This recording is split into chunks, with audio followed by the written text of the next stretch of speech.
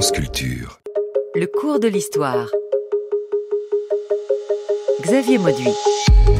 Entre Finlande et Russie, une frontière qui n'en finit pas, toujours plus loin vers le nord. C'est une ligne entre deux mers, la Baltique et la mer de Barents. Entre deux golfes aussi, celui de Botnie et celui de Finlande. C'est un univers peuplé de lacs innombrables, de forêts immenses et des villes qui se font face, Helsinki et Saint-Pétersbourg. Deux pays aussi. Quelle importance stratégique revêtent ces frontières finlandaises pour la Russie au fil des siècles, entre Finlande et Russie, des siècles de tensions frontalières. Tous les pays d'Europe ayant une frontière commune avec l'Union soviétique ont un régime de démocratie populaire, sauf un, la Finlande. Malgré ses 2500 km de frontières communes, la Finlande est restée en dehors de la zone d'influence soviétique en Europe. La Finlande est neutre, mais d'une neutralité qui ne ressemble à aucune autre. Nous étions en 1961 avec cette archive. Bonjour Sabine Dulin. Bonjour. Historienne, professeure des universités à Sciences Po, spécialiste de la Russie, c'est peu de le dire, avec ici l'évocation de la neutralité de la Finlande. Mais pour cette histoire finlandaise, il faut toujours contextualiser, nous sommes en 1961. Il y a une particularité de cette frontière pour la Russie, parce que on sent bien que ce qui se passe en Finlande, ce n'est pas exactement, et on le sait, ce qui se passe avec les autres frontières que on peut découvrir dans les autres émissions du cours de l'histoire sur cette série, les histoires des frontières à l'ouest de la Russie, franceculture.fr et l'appli Radio France. Ça a quelque chose de particulier, la Finlande ? Peut-être et peut-être pas d'ailleurs, mais ce qu'il y a de particulier, c'est évidemment d'abord la longueur de la frontière, vous l'avez dit, hein, c'est effectivement quand même un pays qui est sous la menace d'une certaine manière de son grand voisin, donc c'est un tout petit pays face à un très grand pays, mais bon, ça c'est pas ce qui est très spécifique de la Finlande, puisqu'après tout, on a beaucoup de cas comme ça. L'autre élément, c'est quand même qu'il y a une histoire commune, depuis le début du 19e siècle, qui fait qu'évidemment, si on compare la Finlande aux pays baltes, puisqu'évidemment les pays baltes sont juste au sud de la Finlande, si on les compare, eh bien ce qui est arrivé aux États baltes, c'est-à-dire d'être dans l'Empire russe, d'être indépendants dans l'entre-deux-guerres et de redevenir des républiques dans le cadre de l'Union soviétique, donc des républiques socialistes soviétiques à partir de la fin de la Seconde Guerre mondiale, c'est évidemment un sort qui pouvait être celui de la Finlande, puisque la Finlande avait été, comme les pays baltes, dans l'Empire russe et pouvait y retourner. Et donc là, il y a une spécificité du destin de la Finlande qui réussit aussi, grâce à ses élites politiques, à finalement jouer une carte qui est une carte du compromis à l'égard du grand voisin menaçant, un compromis qui lui permet de garder son système économique et politique, ce qui n'est pas le cas des autres États à la fin de la Seconde Guerre mondiale. Donc il y a effectivement cette idée qui est évoquée dans dans ce témoignage de 1961, cette idée de la finlandisation, c'est-à-dire quelque chose de spécifique. Oui, puis avec une frontière, on l'a dit, qui était très très longue, hein, qui s'étend vers le nord, et des populations qui ici se regardent, mais qui, on le sait bien, les frontières ne sont pas des séparations, ce sont aussi des lieux de contact, mais entre des espaces, pour la Finlande, densément peuplés au sud et beaucoup moins au nord. Enfin, encore, quand je dis densément peuplés au sud, on peut relativiser, mais en tout cas, il y a une grande variété de possibles contacts sur cette frontière.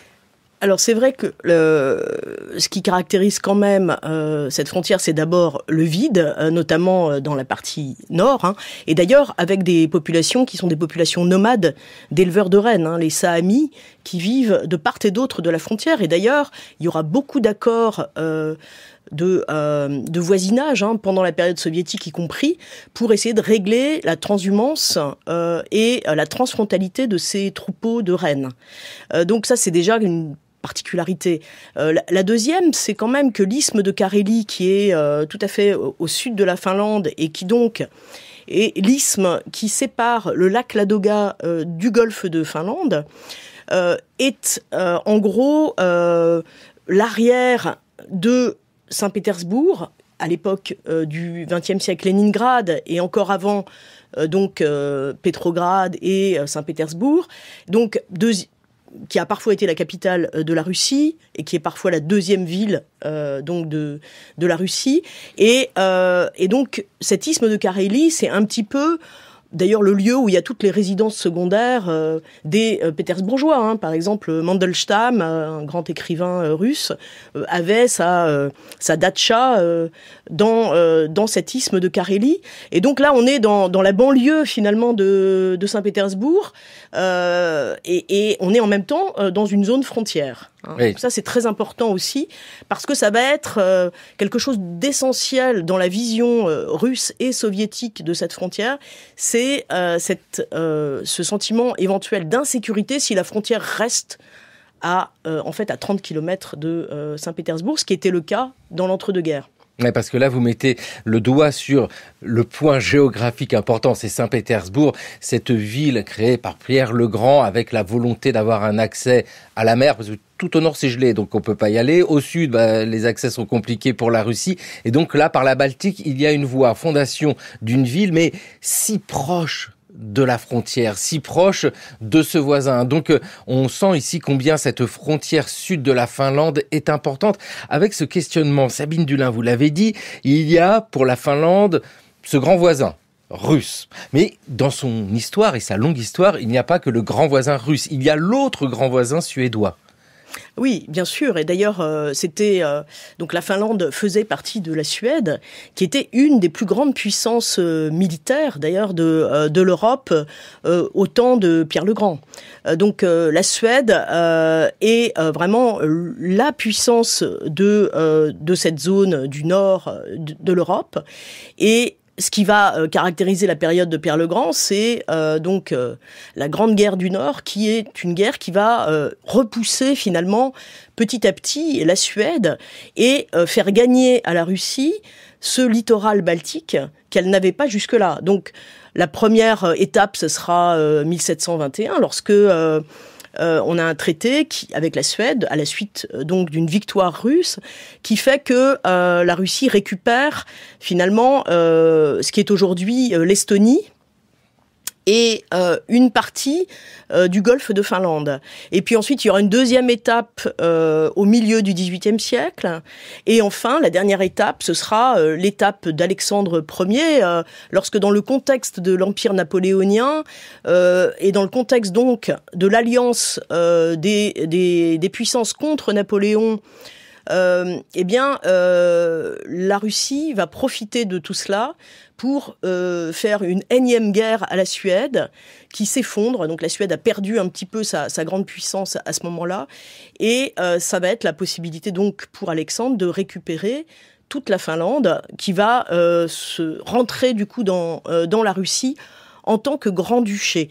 Ce qui fait que effectivement le motif principal pour la Russie, c'est d'avoir l'accès le plus libre possible à la mer Baltique par le biais de ce golfe de Finlande qu'ils avaient déjà qu'ils contrôlaient déjà par l'Estonie au sud et qui vont réussir dorénavant à contrôler grâce à cette intégration de la Finlande qui se termine au début du 19e siècle. En tout cas, ce moment-là que vous évoquez, ce temps napoléonien, c'est aussi un temps important pour les Russes avec Alexandre. C'est Alexandre le Tsar ? Oui. Alexandre Ier.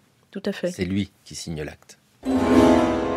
Nous, Alexandre Ier, empereur et autocrate de toutes les Russies, grand-duc de Finlande, etc., savoir faisons. La volonté du Très-Haut, nous ayant fait entrer en possession du grand-duché de Finlande, nous avons voulu, par les présentes, confirmer et sanctionner la religion et les lois fondamentales du pays, ainsi que les droits et privilèges dont chaque ordre en particulier, dans le dit Grand-Duché, et tous ses habitants en général, tant grands que petits, ont joui jusqu'à présent en vertu des constitutions. Nous promettons de maintenir tous ces avantages et lois en pleine vigueur, sans altération ou changement. En foi de quoi, nous avons signé le présent acte de garantie de notre propre main. Donné à Porvoo, le 27 mars 1809.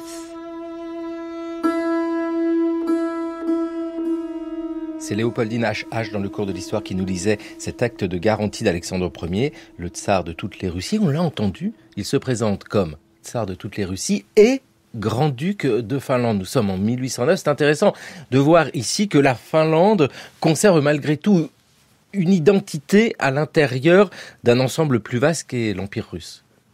Oui, c'est plus qu'une identité, c'est véritablement une autonomie politique. Alors, il faut bien se rappeler que, à l'époque, les monarchies, en fait, s'étendent, les dynasties s'étendent par adjonction de royaumes, de duchés, de principautés. Et si on lit les titulatures, aussi bien des tsars que des empires austro-hongrois, des empereurs austro-hongrois, on a une liste comme ça, on est prince, grand-duc,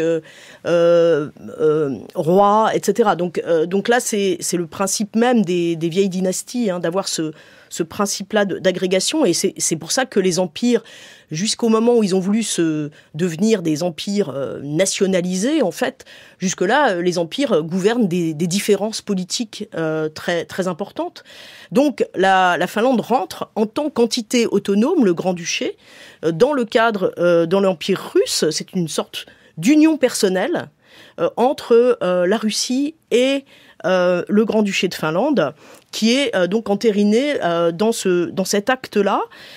Et ça signifie que la Finlande garde sa diète, son système politique bien moins absolutiste que celui de la Russie, qu'il y a une armée finlandaise à part, et que on a une frontière douanière qui reste entre l'Empire russe et la Finlande. Donc il y a véritablement une autonomie politique, économique, militaire, qui d'ailleurs est intéressante dans la longue durée, puisqu'on voit bien que c'est quelque chose qui va finalement perdurer.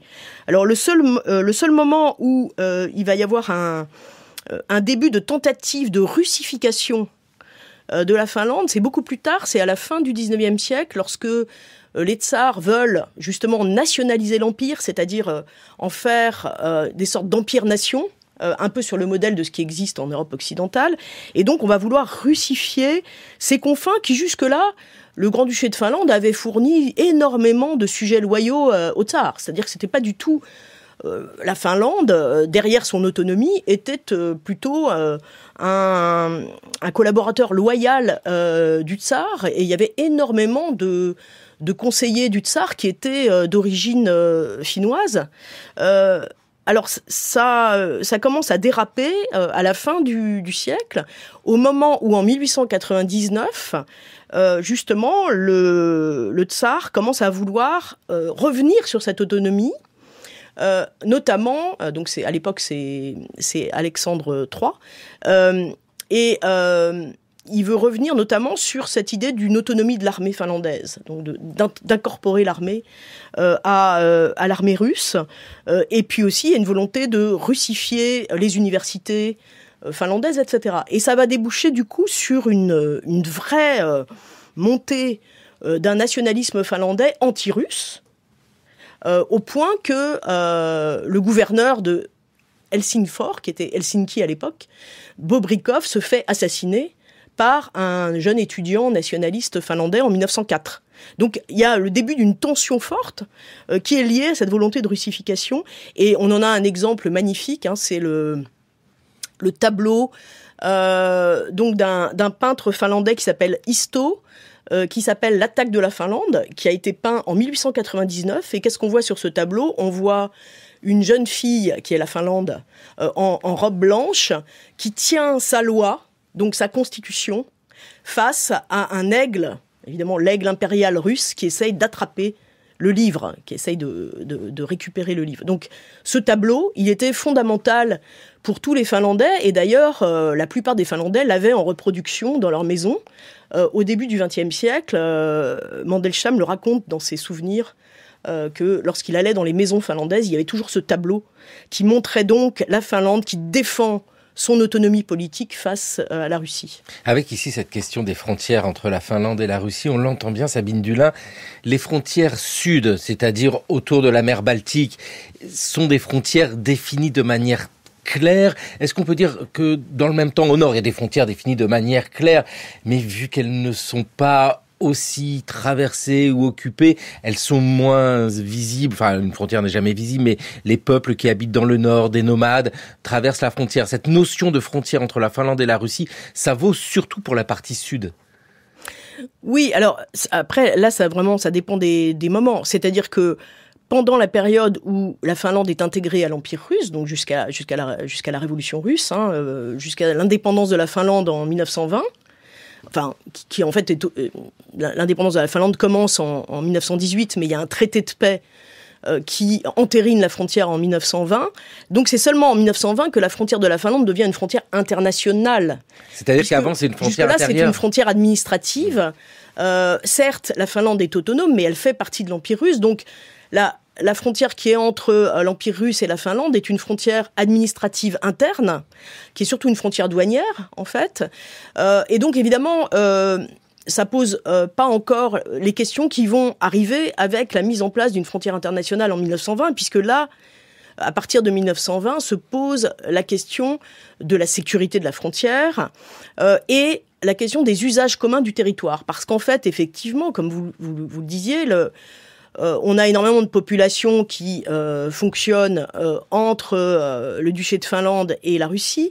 Et bien évidemment que la mise en place de la nouvelle frontière après la Révolution russe, qui devient une frontière beaucoup plus dure, puisque c'est une frontière aussi politique, puisque les Finlandais, en fait, après la Révolution russe, ont pris leur indépendance. Et il va y avoir une grosse guerre civile sur le sol finlandais entre les rouges et les blancs, donc ceux qui sont pour les bolcheviks et ceux qui sont contre. Et donc la Finlande va s'ériger à partir de 1920 comme quand même un pays très anti-russe, anti-bolchevique, anti-communiste. Donc c'est une frontière assez dure à partir de 1920. Et pourtant, il y a besoin de beaucoup d'échanges entre les deux pays, notamment la pêche, tous les usages économiques de la région. Donc c'est ça qui va devenir très compliqué à partir de 1920. Depuis 1809, le Grand-Duché de Finlande fait partie de cet ensemble qu'est l'Empire russe. Et on entend bien qu'en 1917, il y a une rupture au moment des révolutions en Russie où la Finlande obtient son indépendance. Le 6 décembre 1917, une proclamation d'indépendance donnait naissance à la Finlande actuelle. Longtemps disputée au cours des siècles et des guerres par la Suède et la Russie, la nouvelle nation allait être reconnue par les Alliés en novembre 1918. Elle venait de mettre fin à des combats politiques entre blancs et rouges. La République de Finlande s'installait. Elle allait s'orienter vers une démocratie à l'occidentale. L'indépendance de la Finlande évoquée en 1967, donc pour les 50 ans de cette indépendance en 1917. Comment ça se passe, Sabine Dulin? Donc, révolution en Russie, des territoires, on parle de la Finlande, mais il y en a beaucoup d'autres, qui prennent leur indépendance. Cette indépendance-là est compliquée, au sens où, à l'intérieur même de la Finlande, il y a des divisions quant aux choix politiques pour l'avenir. Alors, c'est vrai que la révolution russe, et notamment donc la révolution d'octobre, lorsque les bolcheviks prennent le pouvoir, donc à l'époque Pétrograd, donc Saint-Pétersbourg, qui avait été débaptisé pendant la Première Guerre mondiale pour russifier le nom. Donc les bolcheviks, en fait, reconnaissent très vite l'indépendance de deux pays, la Pologne et la Finlande, qui leur apparaissent comme historiquement déjà constitués. Donc c'est les deux pays pour lesquels la reconnaissance de l'indépendance est la plus évidente d'une certaine manière. Sauf que dans la suite de cela, effectivement, il va y avoir un vrai combat entre communistes et anticommunistes sur le sol de la Finlande, qui va tourner à l'avantage donc des ce qu'on appelle les blancs à l'époque, c'est-à-dire les Finlandais qui ne veulent pas devenir communistes et qui sont soutenus d'ailleurs à l'extérieur, à la fois par les Allemands, par les généraux tsaristes et aussi par les Alliés. Donc il va évidemment que l'Angleterre notamment, qui a toujours eu des intérêts commerciaux très importants en Scandinavie, ne veut surtout pas voir la Finlande tomber dans l'escarcelle de la Russie bolchevique. Donc la Finlande va s'ériger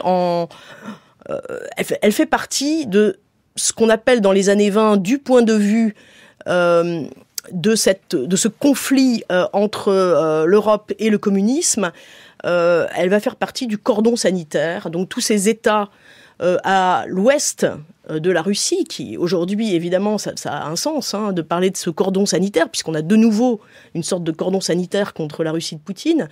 Donc de la Finlande, en passant par la Pologne et en allant jusqu'à la Roumanie, on a comme ça un cordon sanitaire qui est une sorte de barrière entre l'Europe d'un côté et le régime communiste de l'autre. Donc la Finlande fait partie de cet ensemble. À la suite des révolutions russes, donc la révolution de février et puis la révolution bolchevique, on a ici, vous nous le disiez Sabine Dulin, la reconnaissance de la Finlande et de la Pologne. Juste entre les deux, il y a les pays baltes. C'est intéressant toujours de comparer pour voir les destins, parce que ça permet de saisir les choix politiques qui sont faits dans un autre pays. La Finlande observe évidemment ce qui se passe dans les pays baltes.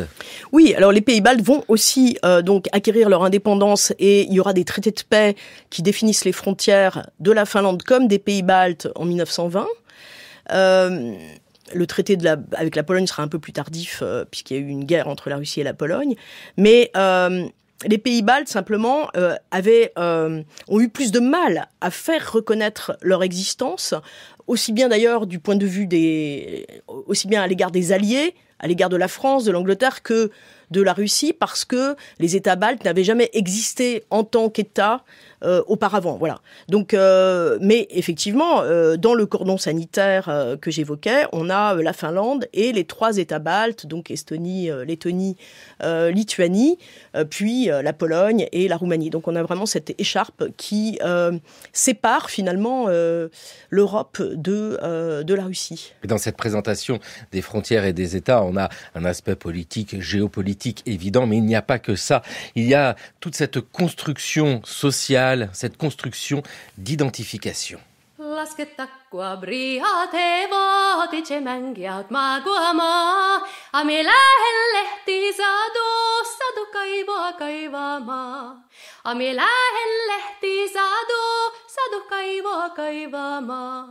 Kaivoin mie kaivoa, visnevoissa savussa. Tuloko haineitsyt veille kiireessä hovussa. Tuloko haineitsyt veille kiireessä hovussa. Katson astuneitsyt kaivon vettä ottamaan. Hänen jälkehtsomaa brihaa matkua hevoa juottamaan. Hänen jälkehtsomaa brihaa matkua hevoa juottamaan.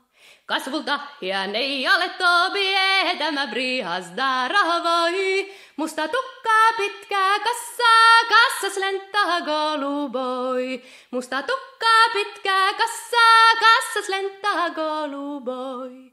Kysyi briha vietroa, aneitsyt ei niin antanut. Lahjoi sormuksella, neitsyt ei niin ottanut.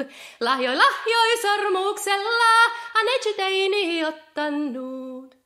Gian neitsyöseni, millä mies jutsien nyhtiin. Eiklä illal pesso tässä, toisen kermie kisasin. Eiklä illal pesso tässä, toisen kermie kisasin. C'est beau comme tout. Sabine Dulin, vous avez compris ce qui a été dit ? Ah non, je parle pas le finlandais. Moi non plus. Il est usé. Elle s'appelle Johanna Kukkonen qui chantait cette petite chanson musique traditionnelle de la Finlande. C'est intéressant pour évoquer cette identité aussi finlandaise qui se construit peu à peu avec des changements d'échelle obligatoires parce que nous parlons beaucoup de pays de la Finlande sous domination suédoise longtemps, puis le Grand-Duché de Finlande qui entre dans le giron de l'Empire russe. Mais dans cette histoire-là, il y a des territoires plus petits et quand on évoque la Carélie, c'est peut-être moins un nom qui est prononcé aujourd'hui, sachant que par les siècles passés, dire Carélie, ça évoquait beaucoup de choses, parce qu'on parlait beaucoup de la Carélie. C'est quoi cette région ? Alors, la Carélie, c'est effectivement fondamental. Donc, c'est une région qui est aujourd'hui divisée entre la Russie et la Finlande, Carélie orientale, Carélie occidentale. Et donc, c'est une région de forêts et de lacs qui est justement exactement entre, au nord, Mourmansk d'un côté et le nord de la Finlande de l'autre, et au sud, l'isthme de Carélie, le lac Ladoga, le golfe de Finlande. Donc, c'est un immense pays en fait de forêts et de lacs très peu peuplé, mais qui est du point de vue de la Finlande le berceau national de l'identité finlandaise. Et d'ailleurs l'épopée au XIXe siècle, toutes les nations ont recherché un petit peu leurs racines et ont cherché des épopées orales qui pouvaient raconter leur histoire ancienne. Et donc on a le Kalevala qui est vraiment l'épopée finlandaise mise par écrit au XIXe siècle et qui est fondamentale pour les Caréliens. Alors donc cette Carélie, elle va être absolument au centre d'ailleurs de la tension frontalière entre la Russie et la Finlande. Au début des années 20, beaucoup de paysans caréliens d'un certain nombre de villages le long de cette frontière vont essayer de se faire rattacher à la Finlande. Donc il y a un irrédentisme, puisque donc dans la partie qui était restée du côté russe, vont essayer de faire bouger en fait cette frontière administrative qui était celle du Grand-Duché de Finlande pour être du côté finlandais. Et donc, il va y avoir vraiment des tensions fortes à ce moment-là. Et c'est d'ailleurs beaucoup autour de cette question de l'isthme de Carélie et de la Carélie qu'on aura ensuite les tensions autour de la Seconde Guerre mondiale. Mais l'identité finlandaise, c'est aussi autre chose que ce berceau carélien. Donc, il y a une langue. Alors, avec la question du carélien qui est pas simple. Il faut bien voir qu'à l'époque des années 20, les bolcheviks qui essayaient d'utiliser aussi la question nationale pour agrandir le territoire de la Révolution avaient créé une république autonome de Carélie à l'intérieur de la Russie, le long de la frontière. Et d'ailleurs, à la direction de cette république autonome de Carélie, comme président de la république autonome de Carélie, vous aviez des communistes finlandais qui avaient fui la Finlande, qui était anticommuniste et qui réprimait ceux qui étaient communistes. Et donc, ils avaient fui en Carélie dans l'Union soviétique. Et donc, c'est Edward Gilin, qui est le leader de la République autonome de Carélie, qui est un Finlandais. Et du coup, à ce moment-là, la langue en République autonome de Carélie à l'intérieur de l'Union soviétique est la langue finnoise. C'est la langue finlandaise. Donc, c'est l'idée un petit peu de créer un piémont pour éventuellement réussir à étendre la révolution vers la Finlande. Donc cette république, elle existe dans l'entre-deux-guerres et elle va d'ailleurs acquérir un rôle très important au moment de la guerre en 1939.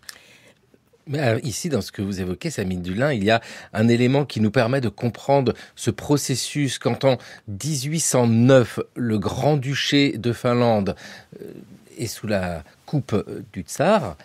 Vous nous avez dit que, à la fin du siècle, vous avez de la part des Finlandais la volonté de rejeter, en tout cas d'une partie des Finlandais, la volonté de rejeter cette domination russe.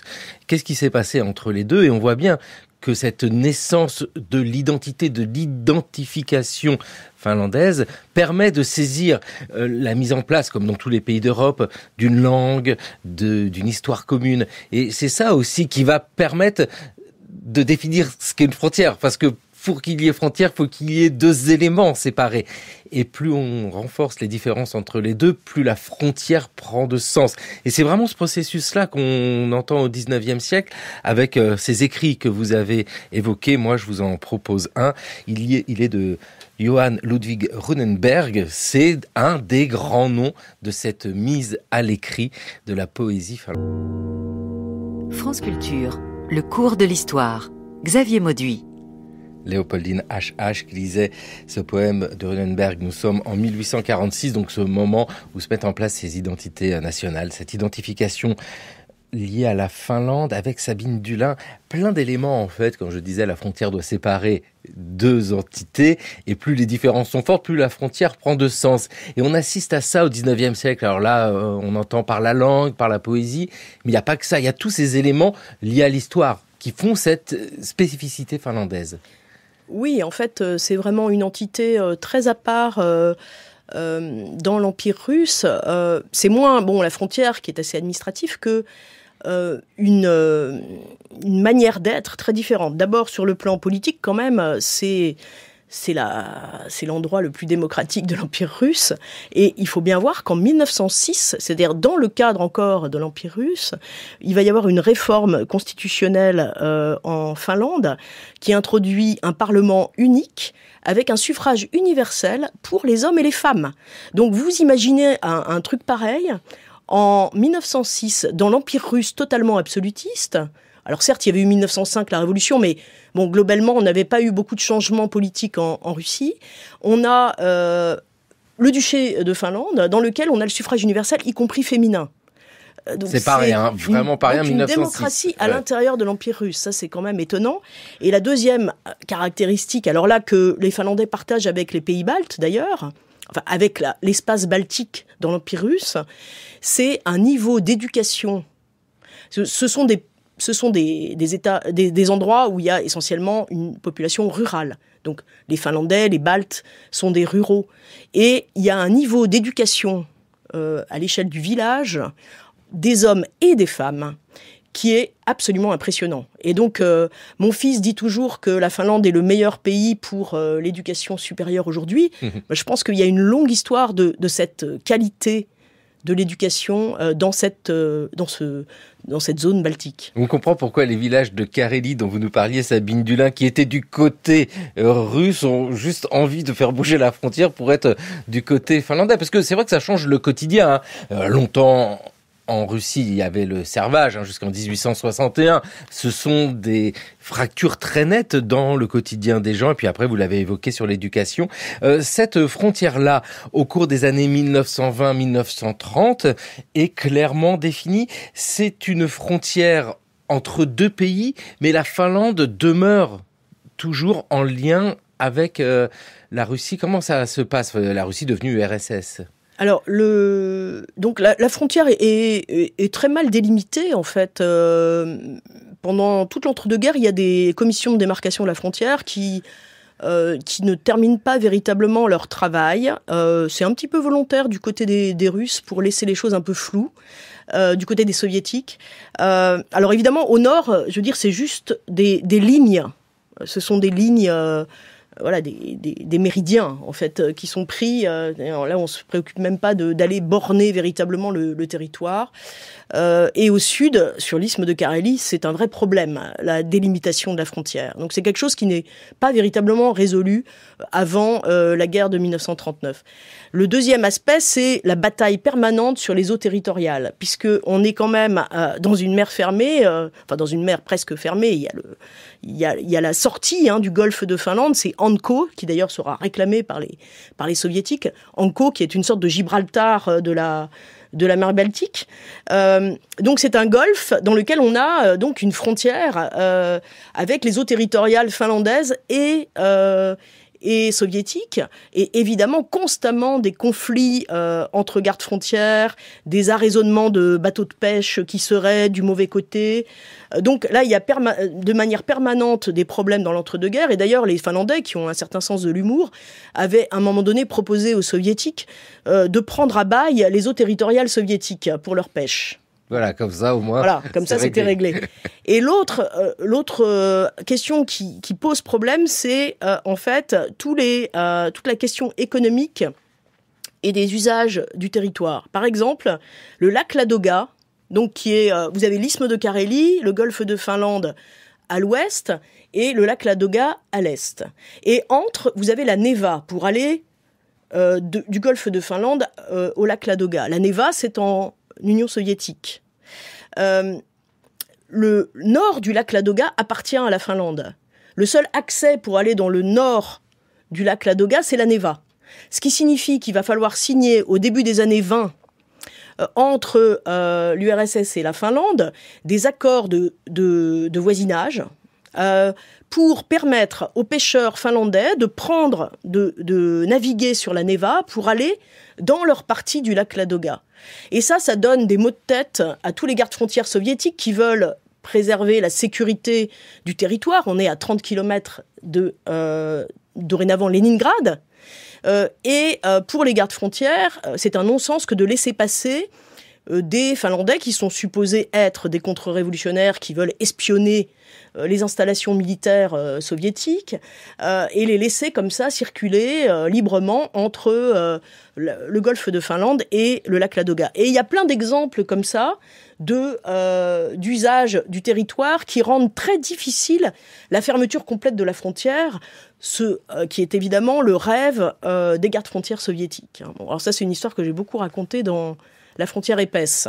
Oui, parce que c'est vraiment cela, la frontière épaisse, aux origines des politiques soviétiques 1920-1940. Sabine Dulin, c'est un ouvrage que vous aviez publié avec ces regards que vous portez sur l'Empire russe. On pourrait citer d'autres ouvrages, l'ironie du destin, une histoire des Russes et de leur empire. Parce que, et merci beaucoup de faire cette approche presque de l'histoire du quotidien pour ces pêcheurs. Parce que la question de la frontière, c'est cela aussi. On regarde souvent les changements de frontières, mais sur le temps long où elle ne bouge pas, elle existe quand même, cette frontière, mais il est certain qu'on en parle beaucoup au moment des guerres.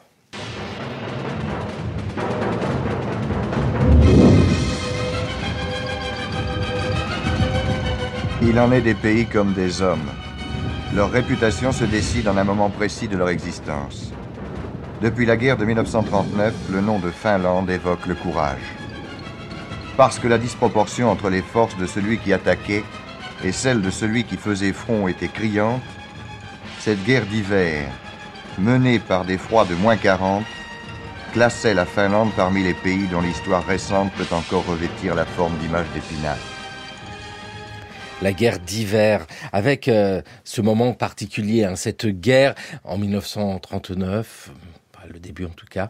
Qu'est-ce qui se passe ici, Sabine Dulin? Pourquoi l'URSS, ou Staline pour le dire simplement, décide d'attaquer la Finlande? Alors là, c'est évidemment une histoire compliquée qui nécessite de reparler du pacte germano-soviétique et des protocoles secrets qui avaient été signés en août puis en septembre 1939 entre Hitler et Staline, ou Ribbentrop et Molotov, et qui divisaient donc l'Europe orientale entre l'Allemagne et l'Union soviétique en zone d'influence. Dans ce contexte, ceux qui vont être donc du côté finalement de la zone soviétique, ce sont les pays baltes. Donc dès septembre-octobre 1939, après l'entrée de l'armée rouge en Pologne orientale, puisqu'il y a aussi la division de la Pologne, donc on va avoir un petit peu des signatures sous la contrainte de pactes d'assistance mutuelle avec chacun des pays baltes.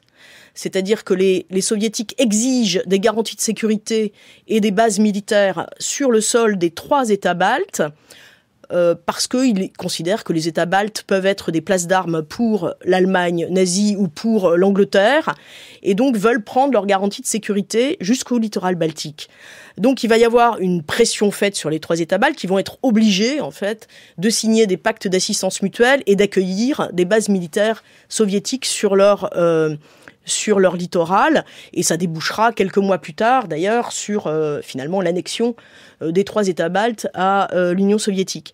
La Finlande regarde tout ça, et en fait pour les soviétiques il faudrait que ce soit la même chose qui se passe avec la Finlande. Donc on propose à la Finlande un pacte d'assistance mutuelle et la prise comme base militaire des îles du golfe de Finlande, la récupération justement de cette presqu'île, de ce Gibraltar du golfe de Finlande, Hanko. Et en échange, on propose à la Finlande de récupérer justement ces fameuses communes le long de la frontière de Carélie. Donc on leur propose en fait un bout de la Carélie orientale forestière en échange de toutes ces garanties de sécurité au niveau du golfe de Finlande. La Finlande refuse. Et évidemment, c'était pas dans les calculs de l'Union soviétique. Et c'est pour ça qu'à un moment donné, ça débouche sur donc une volonté de prendre ces gages de sécurité par la guerre à partir de novembre 1939. Alors pour ça, on invente tout un scénario très typique de l'Union soviétique et aujourd'hui d'ailleurs de la Russie de Poutine. C'est de dire qu'on est invité à intervenir. Alors, on est invité à intervenir parce qu'il y a un incident frontalier. Donc déjà, incident frontalier, soi-disant, du point de vue soviétique, qui fait tomber tous les accords de non-agression entre la Finlande et la Russie. Donc on a le droit d'intervenir. Et puis on va créer un gouvernement de toutes pièces, justement dans la République de Carélie, qui serait le gouvernement légitime de la Finlande, un gouvernement révolutionnaire. Et donc on va signer un pacte d'assistance mutuelle avec ce gouvernement révolutionnaire qui est totalement fictif. Et ça va légitimer l'entrée de l'armée rouge sur le sol finlandais. Bon, ça ne trompe personne. D'ailleurs, la Société des Nations va exclure l'Union soviétique à la suite de la protestation des Finlandais qui parlent d'agression, bien sûr.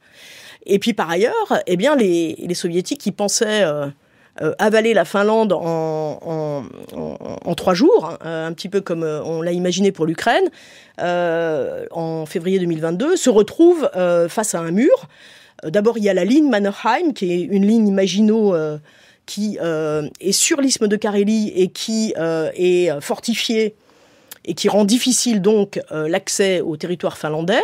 Et puis, eh bien, l'armée finlandaise s'avère particulièrement coriace, particulièrement inventive face à une armée rouge qui montre énormément de dysfonctionnement. Donc, on aura quand même, pendant les 3 mois de guerre, 5 fois plus de morts et de blessés du côté soviétique.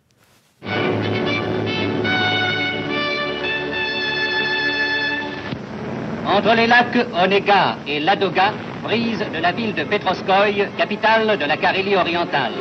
Après avoir vaincu la résistance opiniâtre des troupes soviétiques, les divisions finlandaises dirigent leur offensive vers Petroskoï. Les escadrilles bolcheviques attaquent. Les troupes finnoises ont fait leur entrée dans Petroskoï. La capitale a repris son ancien nom finlandais, Eenikelina.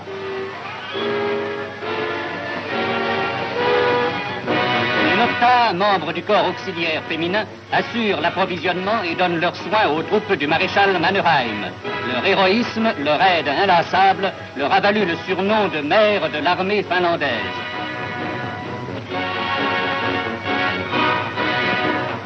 Le général Heinrich, chef de l'armée de Carélie, remet des décorations finnoises aux officiers et soldats allemands qui se sont particulièrement distingués au cours de la prise de Petroskoï.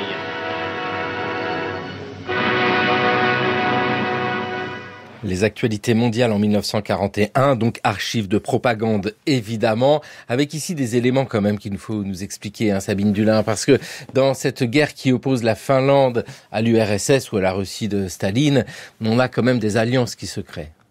Oui, alors là on est dans la deuxième guerre en fait. Donc il y a eu cette première guerre d'hiver qui se termine en mars 40 par une défaite finlandaise quand même s'ils se sont très très bien battus, et qui a entraîné donc le changement de la frontière, là cette fois-ci, puisque les soviétiques avaient récupéré donc en mars 1940 l'isthme de Carélie, notamment, et donc c'est une frontière qui sera celle d'après la Seconde Guerre mondiale. D'ailleurs, ça va rester la même, à l'exception de quelques changements.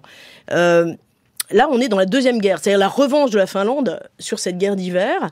Et évidemment, la revanche de la Finlande, c'est ce qu'on appelle la guerre de continuation. Donc voilà, on continue le combat contre les Russes, mais elle se fait dans un autre contexte, qui est le contexte de l'invasion par l'Allemagne nazie du sol soviétique, donc à la suite de l'opération Barbarossa en juin 41.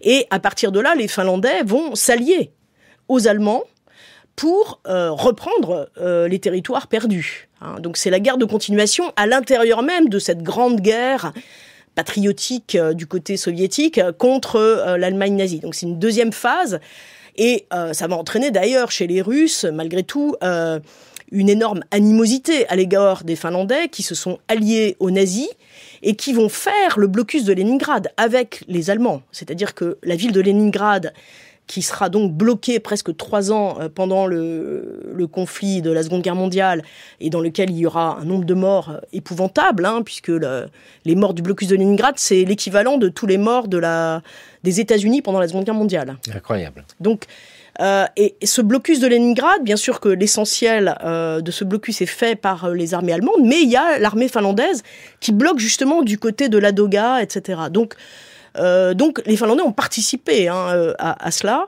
Ce sont donc des alliés des Allemands pour leur propre stratégie à eux. Et leur stratégie à eux, c'est récupérer le territoire, notamment de la Carélie.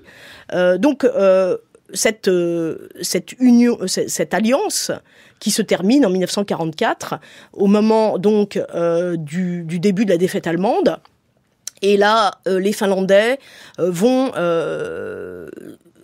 donc vont s'associer en fait aux soviétiques pour libérer leur territoire, mais ce sera quand même, la Finlande fera partie des vaincus de la Seconde Guerre mondiale, devra payer des réparations à l'Union soviétique, signera un traité de paix comme la Hongrie et les autres États alliés d'Hitler, mais n'aura pas d'occupation sur son sol de l'armée rouge, ce qui est fondamental pour comprendre la suite de l'histoire. Oui, parce que cette suite de l'histoire, c'est la guerre froide. Et la Finlande a un rôle très particulier dans la guerre froide. Désormais, la frontière, on la voit bien, est établie au lendemain de la Seconde Guerre mondiale.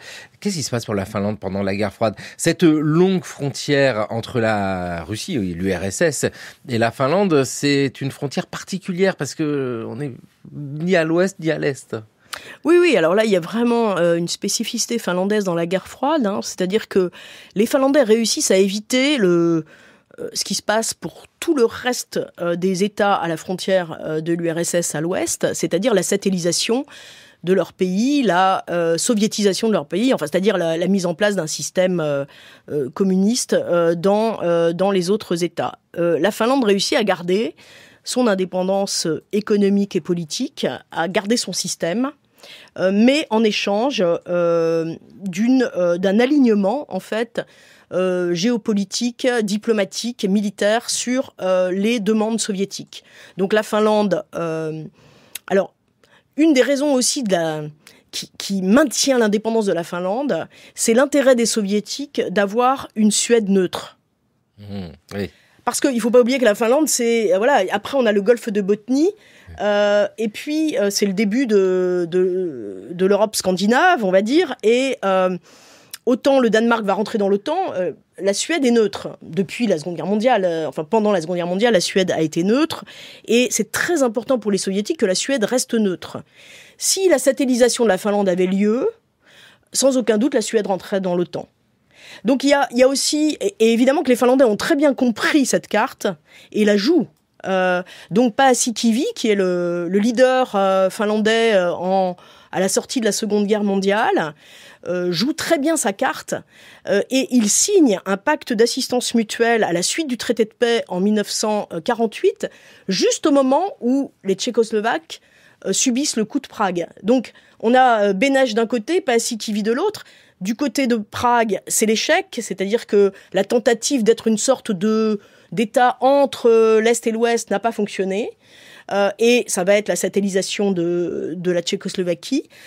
Du côté de la Finlande, Paasikivi réussit en fait à montrer qu'il est plus intéressant pour les soviétiques de garder une Finlande démocratique et non alignée sur le plan politique et économique, du moment que la Finlande, donc dans le cadre de ce qu'on a appelé ensuite la finlandisation, ne vote jamais contre la diplomatie et la stratégie militaire soviétique. Avec des grands moments dans cette période de guerre froide, les Jeux Olympiques d'Helsinki en 1952. Voilà, ça fait de la Finlande un pays particulier qui peut accueillir tout le monde. Avec Sabine Dulin, cette histoire, on le voit bien pendant la guerre froide, qui fige la situation, qui fige les frontières.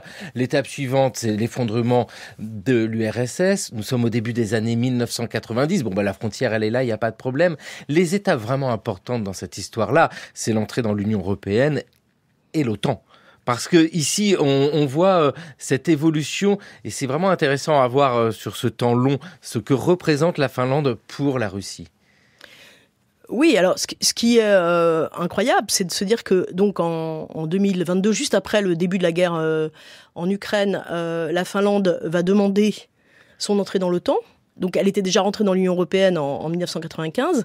Et ça, c'est vraiment un changement complet. C'est-à-dire que la Finlande, qui avait toujours été neutre, d'une neutralité, disons, bienveillante à l'égard de la Russie, se retrouve dorénavant dans l'OTAN.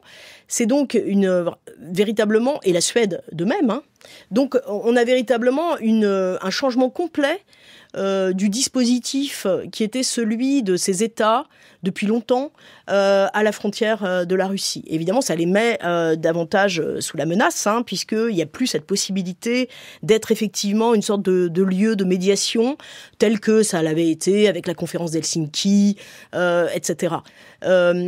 L'autre aspect, c'est bien sûr que les Finlandais ont aussi... Alors, la frontière est restée la même en 91.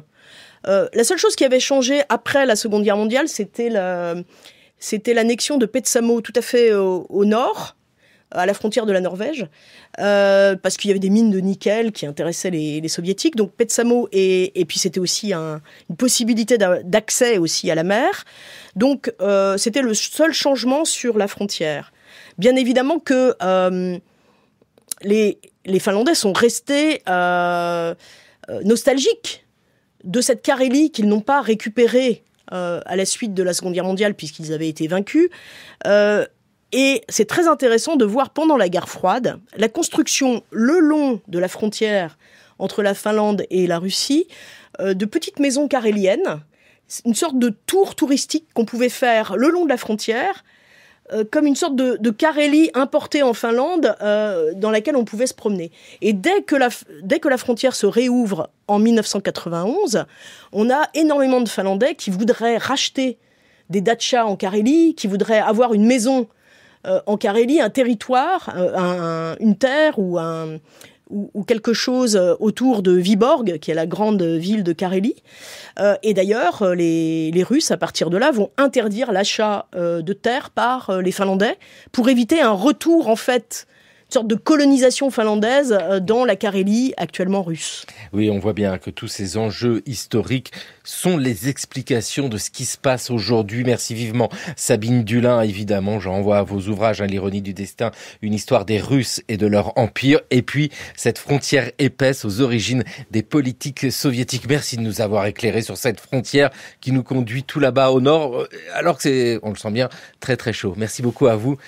Cette série sur les frontières est à retrouver sur France Culture et l'application Radio France, avec la Pologne, avec l'Ukraine, avec le Caucase et donc évidemment avec la Finlande. Merci beaucoup à vous. Merci beaucoup. Tout cela pourrait être si beau. Une contrée paisible et calme.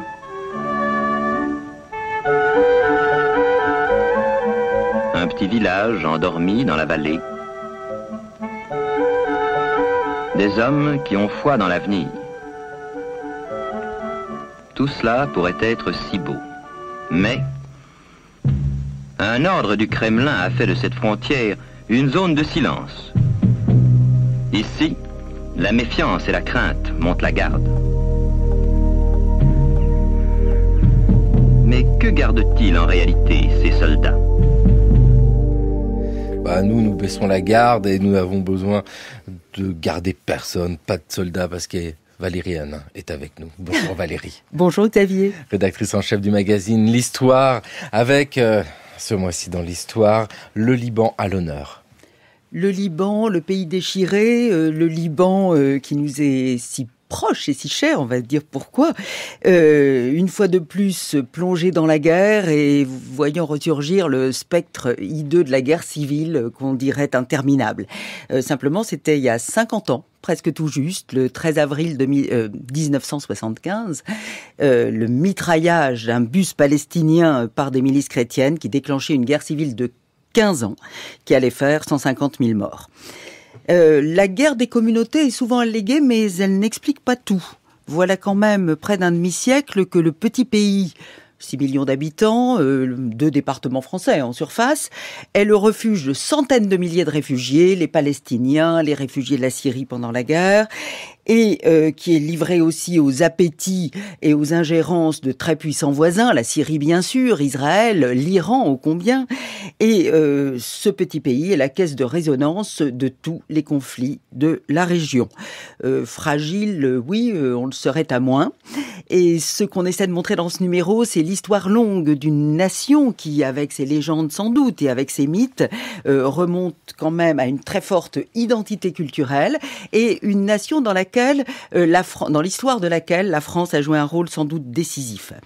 Le roman national, selon l'expression de Bernard Héberger, le roman national remonte loin, dans le refuge du Mont-Liban, chez les maronites, les brebis égarées de l'Église qui sont rentrées dans le giron de l'Église catholique au temps des croisades, et qui a noué avec la France des liens très forts dès le XVIIe siècle. À ce moment-là, ce sont les émirs du Mont-Liban qui protègent les missionnaires français. Voilà, évidemment, tout se renverse au XIXe siècle, puisque la France va se faire le protecteur des maronites du Mont-Liban. L'héritage romantique, la prétendue lettre de Saint-Louis disant que les maronites sont des Français du Proche-Orient. Tout ça est très opportunément retrouvé au XIXe siècle, qui ne répugne pas parfois à fabriquer des faux. Ça se précise encore. La France est assez logiquement le pays qui a un mandat sur le Liban et la Syrie en 1920 dans le démantèlement de l'Empire ottoman. Et le 1er janvier 1920, au nom de la France, le général Gouraud proclame la naissance du Grand Liban, c'est-à-dire non seulement le Mont Liban, mais aussi la plaine de la Bekaa, la grande plaine céréalière, et puis le littoral, Beyrouth et Tripoli. La Syrie ne s'y est jamais vraiment résignée, mais enfin, le pays va devenir vraiment indépendant en 1943, le pays va devenir le pays le plus moderne du monde arabe, un des plus riches aussi, alors qu'il n'a pas de pétrole, et le point commun avec la Finlande, un pays aux élites fortement, très bien formées et fortement mondialisées. Les liens ont continué avec la France depuis longtemps. Aujourd'hui, ce n'est plus du tout sur une base confessionnelle, c'est plus un problème religieux, même si on parle encore quelquefois de la lettre de Saint-Louis. Le petit Liban est devenu le point d'appui de la politique de la France au Proche-Orient, et la France l'a payé parfois très cher, assassinat d'ambassadeurs, otages. Les liens culturels restent forts, la francophonie, jusqu'à Macron, qui a été le premier chef d'État à se rendre à Beyrouth lors de l'explosion du port de Beyrouth en 2020, et en disant « Pourquoi la France ? Parce que c'est la France, parce que c'est le Liban ». Voilà. Très belle conclusion, Valérie, pour présenter ce dossier Liban, le pays déchiré, du massacre des chrétiens en 1860 à ce qui se passe aujourd'hui. C'est dans le magazine L'Histoire, dont vous dirigez la rédaction. Merci vivement, Valérie Hanin, d'être venue nous présenter ce magazine. C'était le cours de l'Histoire sur France Culture, une émission réalisée par Thomas Beau, avec aujourd'hui à la technique Alex Dang, émission préparée par Jeanne Delecroix, Jeanne Copper, Raphaël Laloum, Maël Vincent Randonnier et Maïwen Guizou. Le cours de l'Histoire à retrouver à podcaster sur franceculture.fr et l'appli Radio France.